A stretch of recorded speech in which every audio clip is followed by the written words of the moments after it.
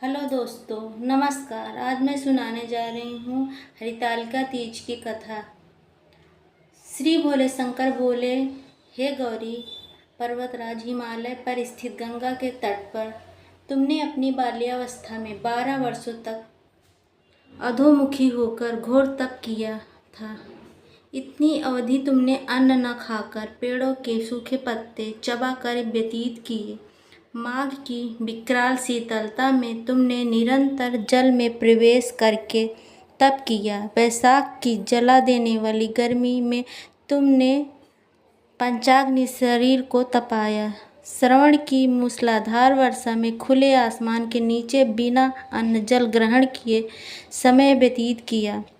तुम्हारे पिता तुम्हारी कष्ट साध्य तपस्या को देखकर बड़े दुखी होते थे। उन्होंने बड़ा क्लेश होता था। एक दिन तुम्हारी तपस्या तथा पिता के क्लेश को देखकर नारद जी तुम्हारे घर पधारे।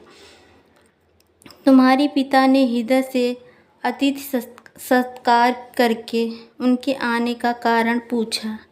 नारद जी ने कहा, गिरिराज, मैं भगवान विष्णु के भेजने पर यहाँ उपस्थित हुआ हूँ।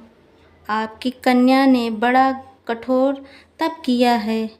इससे प्रसन्न होकर वे आपकी सुपुत्री से विवाह करना चाहते हैं। इस संदर्भ में आपकी राय जानना चाहता हूँ। नारद जी की बात सुनकर गिरिराज गदगद हो उठे।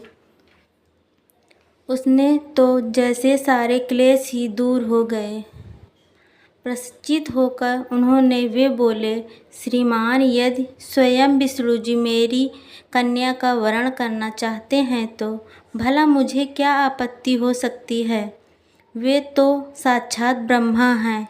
हे महर्षि, यह तो हर पिता की इच्छा होती है कि उसकी पुत्री सुख संपदा से युक्त पति के घर की लक्ष्मी बने। पिता की सार्थकता इसी में है कि पति के घर जाकर उसकी पुत्री पिता के घर से अधिक सुखी रहे। तुम्हारे पिता की स्वीकृति पाकर नारद जी विष्णु के पास गए और उसने तुम्हारे ब्याह के निश्चित होने का समाचार सुनाया। मगर इस विवाह संबंध की बात सुनकर जब तुम्हारे कान में पड़ी तो तुम्हारे दुख का ठिकाना ना रहा। तुम्हारी एक सखी ने तुम्हारे इस मानसिक दशा को समझ लिया और उसने तुम्हारी इस विपदा का कारण पूछा। तब तुमने बताया, मैंने सच्चे मन से भगवान शिव शंकर का वरण किया है, किंतु मेरे पिता मेरा विवाह विष्णु जी से सुनिश्चित किया है। मेरी विचित्र धर्म संकट में हूँ। अब क्या करूँ। प्राण छोड़ देने के अतिरिक्त अब कोई भी उपाय नहीं बचा है। तुम्हारी सखी बड़ी समझदार और सूझबूझ वाली थी। उसने कहा, सखी, प्राण त्यागना का इसमें कोई कारण ही क्या है। संकट के मौके पर धैर्य से काम लेना चाहिए। नारी के जीवन की सार्थकता इसी में है।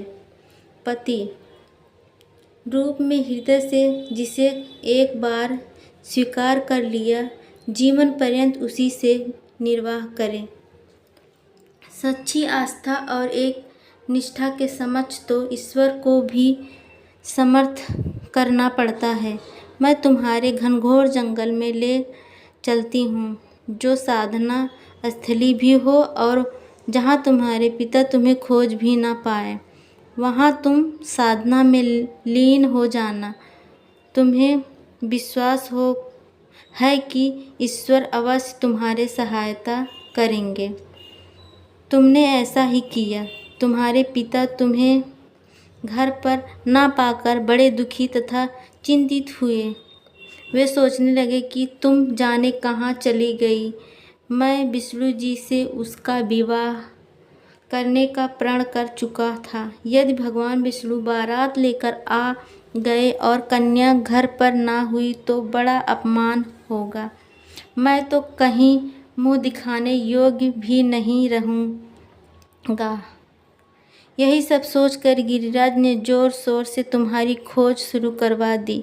इधर तुम्हारी खोज होती रही और उधर तुम अपनी सखी के साथ नदी के तट पर एक गुफा में मेरी आराधना में लीन थी। भाद्रपद तृतीया को हस्त नक्षत्र था। उस दिन तुमने रेत के शिवलिंग का निर्माण करके व्रत किया। रात भर मेरी स्तुति के गीत गाकर जागी। तुम्हारी इस कष्ट साध्य तपस्या के प्रभाव से मेरा आसन डोलने लगा। मेरी समाधि टूट गई। मैं तुम्हारे समक्ष जाकर पहुंचा और तुम्हारी तपस्या से प्रसन्न होकर तुमसे वर मांगने के लिए कहा। तब अपनी तपस्या के फलस्वरूप मुझे अपने समक्ष पाकर तुमने कहा, मैं हृदय से आपको पति के रूप में वरण कर चुकी हूँ। यदि आप सचमुच मेरी तपस्या से प्रसन्न होकर आप यहाँ पधारे हैं तो मुझे अपनी अर्धांगिनी के रूप में स्वीकार कर लीजिए। तब मैंने यथास्तु कहकर कैलाश पर्वत पर लौट गया। प्रातः होते ही तुमने पूजा की समस्त सामग्री को नदी में प्रवाहित कर अपनी सहेली सहित व्रत का पारण किया। उसी समय अपने मित्र बंधु व दरबारियों सहित गिरिराज तुम्हें खोजते खोजते वहां आ पहुँचे और तुम्हारी इस कष्ट साध्य तपस्या का कारण तथा उद्देश्य पूछा। उस समय तुम्हारी दशा को देखकर गिरिराज अत्यधिक दुखी हुए और पीड़ा के कारण उनकी आँखों में आंसू उमड़ आए। तुमने उनके आंसू पोंछते हुए विनम्र स्वर से कहा, पिताजी, मैंने अपने जीवन का अधिकांश समय कठोर तपस्या में बिताया है। मेरी इस तपस्या का उद्देश्य केवल यही था कि मैं महादेव की पत्नी के रूप में पाना चाहती थी। आज मैं अपनी तपस्या की कसौटी पर खरी उतर चुकी हूँ। आप क्योंकि विष्णु जी से मेरा विवाह करने का निर्णय ले चुके थे, इसलिए मैं अपने आराध्य की खोज में घर छोड़कर चली आई। अब मैं आपके साथ इसी शर्त पर घर जाऊंगी कि आप मेरी विवाह विष्णु जी से न करके महादेव जी से करेंगे। गिरिराज मान गए और तुम्हें घर ले गए। कुछ समय के बाद शास्त्रों के अनुसार विधि विधान पूर्वक उन्होंने हम दोनों का विवाह सूत्र बंधन में बांध दिया। हे पार्वती, भाद्रपद की शुक्ल पक्ष तृतीया को तुमने मेरा आराधना करके जो व्रत किया था उसके फलस्वरूप मेरा तुमसे निर्विवाह हो सका। इस महत्व तो यह है कि मैं इस व्रत को करने वाली कुमारियों को मनोवांछित फल देता हूँ। इसलिए सौभाग्य की इच्छा करने वाले प्रत्येक युवती को यह व्रत पूरी एक निष्ठा तथा आस्था से करना चाहिए। हेलो दोस्तों, अगर आपका हमारा वीडियो अच्छा लगे तो वीडियो को लाइक, सब्सक्राइब एवं शेयर करना